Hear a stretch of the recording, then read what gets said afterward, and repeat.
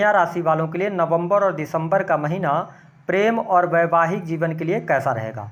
आने वाले 2 महीने में आपकी लव लाइफ कैसी रहेगी, क्या आपके लिए प्रेम विवाह के योग बनेंगे, आपका वैवाहिक जीवन कैसा रहेगा, संतान की क्या स्थिति रहेगी, और यदि शादी को लेकर कोई समस्या आ रही है या शादी नहीं हो पा रही है तो क्या उपाय करना है, इसकी भी बात हम इस वीडियो में करेंगे। तो चलिए वीडियो की शुरुआत करते हैं। देखिए, जब नवंबर 2024 की शुरुआत होगी तो जो बड़े मुख्य ग्रह हैं उनकी स्थिति आपके लिए कुछ इस प्रकार की रहेगी। राहु सप्तम स्थान से गोचर करेंगे, गुरु वक्रीगत अवस्था में गोचर करेंगे पूरे साल के अंत तक यानी दिसंबर तक। मंगल आपकी राशि से 11th हाउस में रहेंगे, हालांकि ये नीचगत अवस्था में रहेंगे।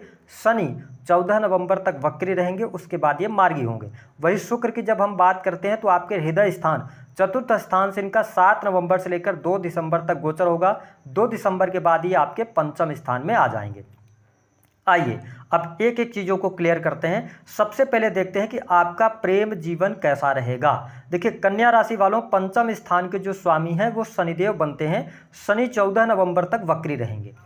मंगल की दृष्टि आपके पंचम स्थान पर रहेगी, वही देव गुरु बृहस्पति की भी दृष्टि पंचम स्थान में रहेगी।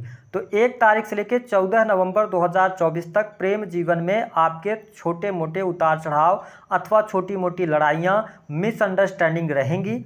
14 नवंबर के बाद जैसे ही शनिदेव मार्गी होंगे तो आप देख पाएंगे कि आपके जीवन में प्रेम जीवन के लिहाज से चीज़ें अनुकूल होना शुरू हो जाएंगी। जो लोग लॉन्ग टर्म से रिलेशनशिप के अंदर हैं उनके लिए नवंबर का महीना प्रेम जीवन के लिहाज से अच्छा रहेगा। ठीक है, इसके बाद 2 दिसंबर 2024 से लेकर और लास्ट तक अगर हम देखें 28 दिसंबर तक, तो इस समय अवधि में आपका प्रेम जीवन बेहद ही शानदार रहेगा। पार्टनर का पूर्ण रूप से सहयोग और समर्थन प्राप्त होगा। आप एक दूसरे के साथ में क्वालिटी टाइम स्पेंड करने वाले हैं, साथ ही प्रेम जीवन के लिहाज से समय बहुत ही अच्छा रहेगा। और इसी टाइम फ्रेम के दौरान 2 दिसंबर से लेकर 28 दिसंबर के मध्य में जो लोग सिंगल हैं उनके जीवन में किसी नए व्यक्ति की एंट्री हो सकती है, ऐसी स्थिति बनेगी, या आप नए रिलेशनशिप की तरफ आगे बढ़ सकते हैं। हालांकि आपके लिए स्पष्ट कर दें कि जैसे ही शुक्र 2 दिसंबर को आपके पंचम स्थान में आएंगे और मंगल की 7वीं दृष्टि से संबंध रखेंगे, तो ऐसी स्थिति में अगर आप लॉन्ग टर्म से रिलेशनशिप में हैं तो आप अपने पार्टनर को चीट नहीं करें, अन्यथा आगे चल के यह लंबे समय तक आपका रिलेशनशिप नहीं चलेगा। इस बात को नोट करके आप चलिएगा। तो अगर हम देखें तो 1 तारीख से लेकर 14 नवंबर तक थोड़ा सा उतार चढ़ाव देखने को मिलेगा। 14 नवंबर से लेकर 2 दिसंबर तक आपका प्रेम जीवन अच्छा रहेगा। 2 दिसंबर से लेकर और फिर 28 दिसंबर तक बहुत अच्छी स्थिति बन रही है। सिवाय थर्ड पर्सन को इन्वॉल्व नहीं कीजिएगा, बाकी चीज़ें आपके लिए अच्छी रहने वाली हैं। हम बात कर लेते हैं क्या जो लोग लव लाइफ के अंदर हैं प्रेम विवाह का योग बनेगा या नहीं बनेगा। देखिए, जब विवाह की बात आती है तो आपके सप्तम स्थान का एक्टिवेट होना बहुत इंपॉर्टेंट है। और सप्तम स्थान में देखें कि राहु देव विराजमान है और देव गुरु बृहस्पति वक्री हैं। ऐसे में एक घर ये पीछे का भी परिणाम देंगे और भाग्य स्थान में जाकर ये वक्री हो रहे हैं। तो निस्संदेह कन्या राशि वालों, आपके लिए प्रेम विवाह के योग बनते हैं। अगर आप प्रेम विवाह करना चाहते हैं तो आप निर्णय ले सकते हैं और लव लाइफ के अंदर अच्छी स्थितियों के साथ में आप प्रेम विवाह की तरफ भी आगे बढ़ सकते हैं। लेकिन अगर आप प्रेम विवाह करना चाहते हैं तो आपके लिए नवंबर से ज़्यादा बेहतर टाइम फ्रेम रहेगा दिसंबर का, यानी कि 2 दिसंबर से लेकर 28 दिसंबर तक आप प्रेम विवाह की तरफ आगे बढ़ सकते हैं और विवाह होने के भी योग बनेंगे। लेकिन मैं यहाँ पर एक बात स्पष्ट कर दूँ कि शुक्र और मंगल, शुक्र आकर्षण होता है, मंगल आपकी एनर्जी होती है। तो यदि आप अभी रिलेशनशिप में आए हैं तो इमीडिएट आपको डिसीजंस नहीं लेने हैं। अगर आपका लॉन्ग टर्म से रिलेशनशिप चल रहा है तो फिर आप प्रेम विवाह की तरफ आगे बढ़िएगा। अगर हाल फिलहाल में आपका रिलेशन बना है तो एक बार अपने पार्टनर को अच्छे तरीके से चेक कर लीजिएगा, क्योंकि शुक्र मंगल का जब आकर्षण होता है तो व्यक्ति को दिख कुछ और रहा होता है, लेकिन विवाह के बाद कुछ और चीज़ें हो जाती हैं। और सप्तम स्थान से राहु का गोचर है, तो थोड़ा सा भ्रमित होने से आपको बचना चाहिए। सोच विचार कर आप आगे बढ़ेंगे। गोचर के आधार पर 2 दिसंबर से 28 दिसंबर का टाइम फ्रेम आपके प्रेम विवाह के लिए बेहद ही शानदार रहने वाला है। बात कर लेते हैं आपका वैवाहिक जीवन कैसा रहेगा। कन्या राशि वालों, आपके लगन से केतु का गोचर हो रहा है। हालांकि देवगुरु बृहस्पति आपके लगन को देख रहे हैं, यानी कि आपकी राशि को देख रहे हैं, दृष्टि डाल रहे हैं। सप्तम स्थान में राहु देव विराजमान है और सप्तमेश होकर देवगुरु बृहस्पति भाग्य स्थान में। तो जिन लोगों का विवाह हाल फिलहाल में 2-3 वर्ष पहले हुआ है, तो थोड़ा बहुत मिसअंडरस्टैंडिंग आपकी ज़्यादा हो सकती है, क्योंकि राहु जब सप्तम भाव में आते हैं तो ये वैवाहिक जीवन में उठापटक की स्थिति को बना देते हैं। आप कन्या राशि वाले हैं तो आप अपने पार्टनर के प्रति बहुत ज़्यादा डेडिकेटेड रहेंगे, लेकिन आपके पार्टनर, क्योंकि कहते हैं ना कि जहाँ पर प्रेम ज़्यादा होता है या अगर किसी चीज़ में आप मीठा ज़्यादा डाल दो या शक्कर ज़्यादा डाल दो तो उसमें कीड़े पड़ जाते हैं। इस चीज़ का आपको ध्यान रखने की आवश्यकता है, क्योंकि सप्तम स्थान में राहु है तो आप अपने पार्टनर की हर इच्छाओं की पूर्ति के लिए काम करते नजर आएंगे, लेकिन यहाँ पर कहीं ना कहीं से पार्टनर के साथ में वाद विवाद, लड़ाई झगड़े की स्थितियां बन सकती हैं।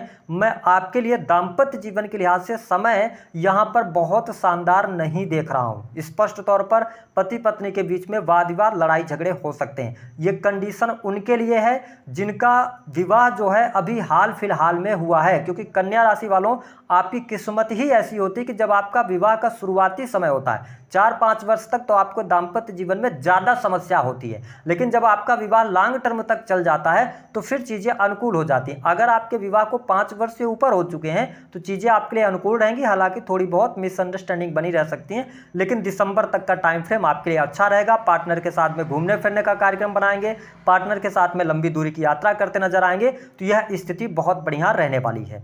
अब अगर हम बात कर लेते हैं कि आपके लिए शादी मतलब कि संतान की क्या स्थिति रहेगी। पहली बात तो यह है कि यदि आपके संतान हैं तो आपकी बहुत ज़्यादा एनर्जी अपने संतान के प्रति रहेगी। नवंबर और दिसंबर में संतान क्या कर रही है, पढ़ाई लिखाई कैसे चल रही है, उस पर आप बहुत ज़्यादा ध्यान देने वाले हैं और ये बहुत अच्छी बात है। संतान के साथ में आप क्वालिटी टाइम स्पेंड करने वाले हैं।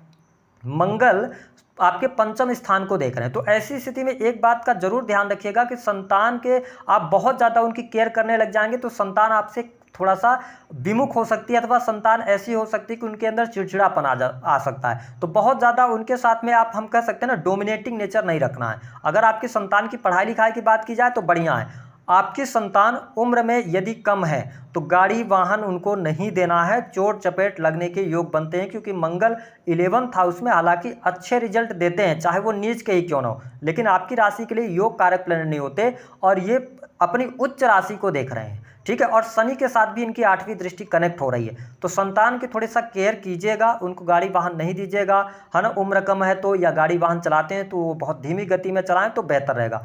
जो लोग संतान अथवा फैमिली की प्लानिंग करना चाहते हैं उनके लिए समय अनुकूल है। आप फैमिली प्लानिंग करना चाहते हैं, संतान प्लान करना चाहते हैं तो यह समय अच्छा है। साथ ही संतान के सुख प्राप्ति का भी योग यहाँ पर दिखाई देता है। अब देखें, नवंबर और दिसंबर में जो माताएं बहनें पहले से गर्भवती हैं, ठीक है, डिलीवरी का टाइम है, तो यहाँ पर देखें कि मंगल जब मकर राशि को देख रहे हैं तो थोड़ा सा अपने, अगर आप देखें तो अपना भी ख्याल रखना है और संतान की स्थिति का भी ख्याल रखना है, अपने खान पान का भी ख्याल रखना है, ठीक है। तो इस चीज़ का आप ध्यान रखें, क्योंकि पंचम भाव जो होता है ये गर्भ का स्थान भी माना जाता है। ऐसी स्थिति में मंगल जब दृष्टि डालेंगे तो आपको थोड़ा सा सचेत होकर चलने की आवश्यकता रहेगी।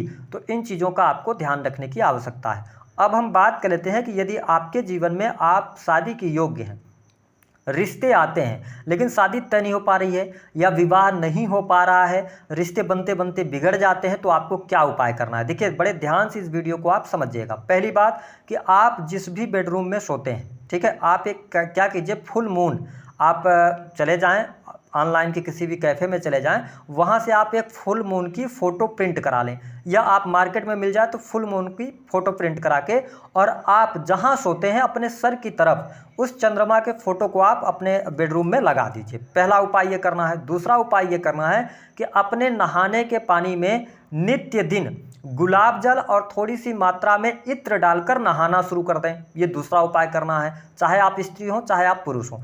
तीसरा उपाय आपको क्या करना है, तीसरा उपाय ये करना है कि आपको लेना है थोड़ी सी मात्रा में पिसी हुई हल्दी, ठीक है, और आपको ये लगातार 5 गुरुवार इस उपाय को करना रहेगा। जब पहला गुरुवार आता है तो आप हल्दी लेकर कहीं भी आपके आसपास जहाँ पर पानी बह रहा हो, साफ स्वच्छ जल हो, वहाँ पर शाम के समय आप चले जाएं 5 बजे के आसपास, 6 बजे के आसपास, और उस नदी के किनारे में आप बैठ जाएं और वहीं पर बैठकर भगवान विष्णु हरि को याद करें। और आपके वैवाहिक जीवन में दिक्कत आ रही है, मतलब कि आपका विवाह नहीं हो पा रहा है, रिश्ता नहीं हो पा रहा है, उनसे प्रार्थना करें कि आपका जल्द से जल्द विवाह हो। और वो हल्दी जो है तो थोड़ी मात्रा में करके उस पानी में डालते रहें। इन तीनों उपायों को आप करके देखिएगा, ट्रेमेंडस तौर पर आपके सामने चमत्कार होगा और शादी के योग आपके लिए बनने लग जाएंगे। तो दी गई जानकारी पसंद आए तो वीडियो को लाइक करें, चैनल को